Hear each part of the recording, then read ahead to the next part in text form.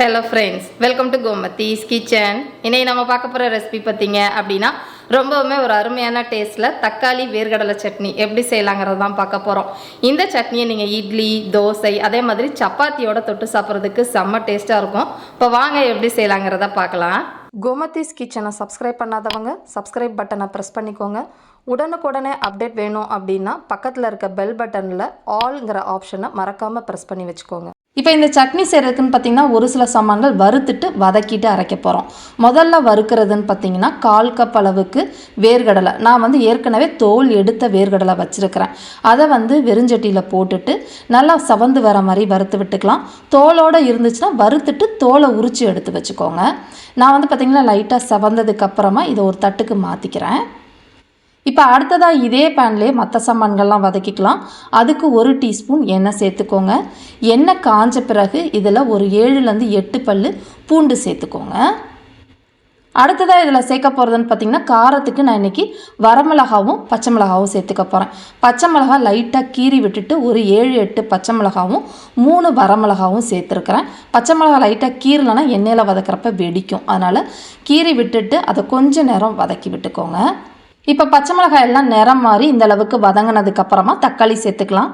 இந்த தக்காளிக்கு நான் இன்றைக்கி சேர்க்குறதுன்னு பார்த்திங்கன்னா காய் தக்காளி போட்டு இந்த சட்னி செய்கிறப்போ ரொம்ப நல்லா ருசியாக இருக்கும். நான் ஒரு 3 தக்காளி மீடியம் சைஸில் நறுக்கிட்டு சேர்த்துருக்குறேன். சப்போஸ் இது கிடைக்காத இடத்துல இருக்கிறீங்க அப்படின்னா நீங்கள் இதுக்கு பதிலாக 2 பழுத்த தக்காளி கூட சேர்த்துக்கலாம். அது வேறு டேஸ்ட்டில் இருக்கும் உங்களுக்கு. இப்போ இந்த தக்காளி வதங்கிக்கிட்டு இருக்கப்பே இந்த சட்னிக்கு தேவையான அளவு உப்பு 1 டீஸ்பூன் அளவுக்கு டேபிள் சால்ட்டு போட்டு நல்லா வேகிற மாதிரி வதக்கிக்கோங்க. இப்போ பார்த்தீங்கன்னா இந்த தக்காளி வதங்கிக்கிட்டு இருக்கப்பே அடுத்ததாக இதில் புளி சேர்த்துக்க போகிறோம். ஒரு பெரிய நெல்லிக்காய் அளவுக்கு புளியை பிச்சு போட்டு வதக்கி விட்டுக்கோங்க. தக்காளி புளிப்புக்கு ஏற்ற மாதிரி புளியோட அளவை கூட குறைச்சி சேர்த்துக்கோங்க.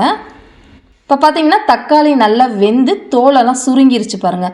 பழுத்த தக்காளின்னா நமக்கு குழஞ்சி வரும். இதுனா பார்த்திங்கன்னா நல்லா வெந்து தோல் சுருங்கி நிறம் மாறி இருக்கும். இப்போ இந்த சமயத்தில் நல்லா ஒரு கைப்பிடி அளவுக்கு கொத்தமல்லி இலைகள் சேர்த்துக்கலாம். சின்ன கட்டாக இருந்தால் ஒரு முழு கட்டு கொத்தமல்லி சேர்த்துக்கோங்க. இப்போ இந்த கொத்தமல்லி இலை நல்லா சுருண்டு வரணும். அந்த அளவுக்கு வதக்கிக்கலாம். இப்போ பார்த்தீங்கன்னா தக்காளி அதே மாதிரி கொத்தமல்லி எல்லாமே நல்லா வதங்கிருச்சு. இந்த அளவுக்கு வதங்கினா போதும். இப்போ அடுப்பை ஆஃப் பண்ணிவிட்டு இதை நல்லா ஆற வச்சுடுங்க. ஆறுனதுக்கப்புறமா சட்னி அரைச்சிக்கலாம். இப்போ சட்னி அரைக்கிறதுக்கு முதல்ல மிக்ஸி ஜாரில் வறுத்த வேர்க்கடலையை மட்டும் முதல்ல சேர்த்துக்கோங்க. அடுத்ததாக இதில் சேர்க்க போகிறதுன்னு பார்த்திங்கன்னா ஒரு 1/4 டீஸ்பூன் அளவுக்கு பெருங்காய பொடி சேர்த்துட்டு இதை தண்ணி எதுவுமே ஊற்றாமல் பல்ஸில் ஒரு 2-3 தடவை விட்டு பொடியாக அரைச்சிக்கோங்க. நிறையா அரைச்சிங்கன்னா எண்ணெய் பிரிஞ்ச மாதிரி ஆகிடும். நான் பார்த்திங்கன்னா பல்ஸில் ஒரு 3 தடவை விட்டேன். நல்லா இந்த அளவுக்கு கொரப்பாக பொடிச்சிட்டு வந்தாச்சு. இந்த அளவுக்கு பொடிச்சதுக்கப்புறமா நம்ம வதக்கி வச்சுருந்த தக்காளி கொத்தமல்லி பூண்டு இருக்குது பார்த்திங்களா, அதை இதில் சேர்த்துக்கலாம். இப்போ இதை கொஞ்சமாக தண்ணி விட்டு நல்லா நைஸாக அரைச்சி எடுத்துகிட்டு வந்துடுங்க. இப்போ பார்த்தீங்கன்னா சட்னி நல்லா அரைச்சிட்டேன், கெட்டியாக அரைச்சிட்டு வந்திருக்கிறேன். உங்களுக்கு தண்ணி எவ்வளோ வேணுமோ அதுக்கேற்ற மாதிரி மிக்ஸி ஜாரில் கொஞ்சமாக தண்ணி விட்டு அலம்பிட்டு இதை சேர்த்துக்கோங்க.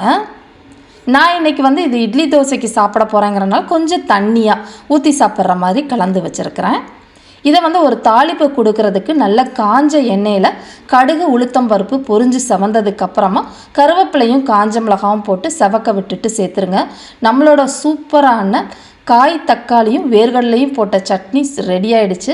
இதே மாதிரி நீங்களும் செஞ்சு பாருங்கள். செஞ்சு பார்த்துட்டு எப்படி இருக்குது அப்படிங்கிறத கமெண்ட் பண்ணுங்கள். வீடியோ பிடிச்சிருந்தாலும் கமெண்ட் பண்ணுங்கள், லைக் பண்ணுங்கள், ஷேர் பண்ணுங்கள். மறக்காமல் கோமதீஸ் கிச்சன் சேனலையும் சப்ஸ்கிரைப் பண்ணி வச்சுக்கோங்க. தேங்க்ஸ் ஃபார் வாட்சிங்.